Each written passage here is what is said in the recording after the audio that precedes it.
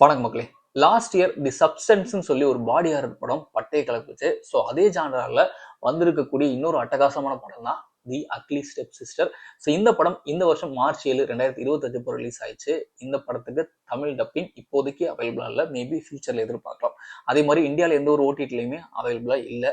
But digital பிளாட்ஃபார்ம்ஸ்ல அவைலபிளா இருக்குது. நீங்க டெலிகிராம்ல டவுன்லோட் பண்ணி பார்த்துக்கலாம். பட் இங்கிலீஷ் டப்பிங்குமே இருக்கான்னு தெரியல. பட் இங்கிலீஷ் சப்டைட்டில்ஸ் வந்து அவைலபிளா இருக்குது.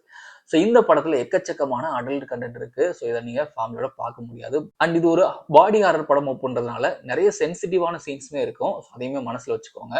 ரிவ்யூக்குள்ள போறதுக்கு முன்னாடி நீங்க இப்பதான் நம்ம சேனல் புதுசா வரீங்கன்னா அந்த வீடியோ பார்த்து முடிச்சதுக்கு அப்புறம் உங்களுக்கு பிடிச்சதுன்னா மறக்காம சப்ஸ்கிரைப் பண்ணிட்டு பக்கத்துல இருக்கக்கூடிய அந்த பெல் ஐகானையும் பிரஸ் பண்ணிக்கோங்க.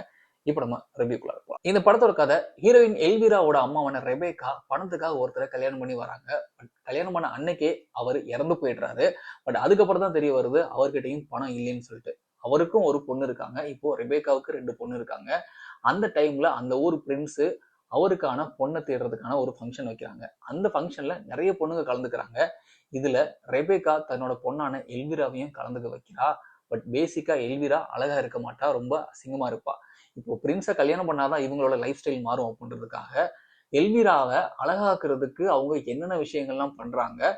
கடைசியில பிரின்ஸ் எல்விராவை கல்யாணம் பண்ணாரா இல்லையா, இதுக்கப்புறம் என்ன நடந்துச்சு அப்படின்றதான் வந்து இந்த படத்தோட கதை. சிண்டர்லா கதையை லைட்டா பட்டி டிங்கரிங் பண்ணி கொஞ்சம் பாடி ஹாரர் எலிமெண்ட்ஸை சேர்த்து டார்க் ஃபேண்டசியை கலந்து கொடுத்துருக்க ஒரு படம் தான் தி அக்லி ஸ்டெப் சிஸ்டர். இந்த எல்விரா பொண்ணு அழகாகணுன்றதுக்காக அந்த பொண்ணு பண்ணக்கூடிய விஷயங்கள், ஒரு பக்கம் அந்த பொண்ணுக்கு பயமா இருந்தாலும் இன்னொரு பக்கம் அந்த பிரின்ஸை கல்யாணம் பண்ணியே ஆகணுன்றதுக்காக கங்கணம் கட்டி அந்த பொண்ணு பயத்தெல்லாம் தாண்டி எதுவா இருந்தாலும் பாத்துக்கலாம்னு சொல்லி தான் அழகாயே ஆகணுன்றதுக்காக அந்த பொண்ணு பண்ணக்கூடிய விஷயங்கள் எல்லாம் வந்து பயங்கரமா இருக்கும். ஒரு பக்கம் அவங்க அம்மாக்காரி வந்து அதுக்கு சப்போர்ட் வேற, அவ பண்றதா வந்து இன்னும் செம இரிட்டேட்டிங்கா இருக்கு பாக்குறதுக்கு. எல்விரா அழகா இருக்கிறதுக்காக அவங்க பண்ணக்கூடிய அந்த சென்சிட்டிவான விஷயங்கள் எல்லாமே வந்து பாக்குறதுக்கு ரொம்ப ஒரு மாதிரி இருக்கும். சில இடங்கள்ல வந்து கொமட்டிட்டு வந்துடும். கிளைமேக்ஸ் எல்லாம் வந்து கண்டிப்பா கொமட்டிட்டு வந்துடும். அந்த அளவுக்கு மோசமான ஒரு சீன் இருக்கு. இந்த படத்தோட ஹாரர் மூமெண்ட்ஸ் எல்லாம் வந்து பயங்கர டெரிஃபையிங்கா எல்லாம் இருக்காது. பட் அதே சமயத்துல அவங்க கொஞ்சம் கொஞ்சமா நம்ம மனசுக்குள்ளார அந்த பாடி ஹாரரை வந்து புகுத்திக்கிட்டே இருப்பாங்க. கடைசி கிளைமேக்ஸ்லாம் வந்து நமக்கு ஒரு மாதிரி ஆயிடும். ஸோ என்னடா இப்படி பண்றானுங்க அப்படின்னு சொல்லிட்டு. ஸோ அந்த மாதிரி வந்து இந்த படத்துல சில சீன்ஸ் அப்படின்றது செம்மையா ஒர்க் அவுட் ஆயிருந்தது. அண்ட் இந்த படத்தோட ஒரு இன்னொரு பியூட்டி பாத்தீங்கன்னா, இது ஒரு பீரியட் டிராமா மாதிரி வந்து ட்ரீட் பண்ணியிருப்பாங்க. அதே சமயத்துல இந்த படத்தை ஒரு பயங்கர இன்டென்ஸான ஒரு சீரியஸான ஒரு படமா ட்ரீட் பண்ணாம இந்த படத்துல லைட்டா ஃபன்னியா வந்து நிறைய விஷயங்களை நமக்குள்ள வந்து கடத்திட்டு போயிருப்பாங்க. அது வந்து ரொம்ப சூப்பரா இருந்தது. அண்ட் எல்விரா கேரக்டர்ல லியாம் ஐரின் தான் ஆக்ட் பண்ணியிருப்பாங்க. அவங்களோட ஆக்டிங் பத்தி சொல்லி ஆகணும். கண்டிப்பா அவங்களுக்கு அவார்ட் கொடுத்தே தீரணும் அப்படின்றது என்னுடைய கருத்து. பட் இது ஒரு ஃபாரின் ஃபிலிம் அப்படின்றதுனால எந்த அளவுக்கு அவார்ட் கேட்டகரியில இந்த படங்கள்ல நடிச்சவங்களுக்கும் சரி இந்த படத்தையும் வந்து ரெக்கமெண்ட் பண்ணுவாங்க அப்படின்றது ஒரு சந்தேகம் தான்.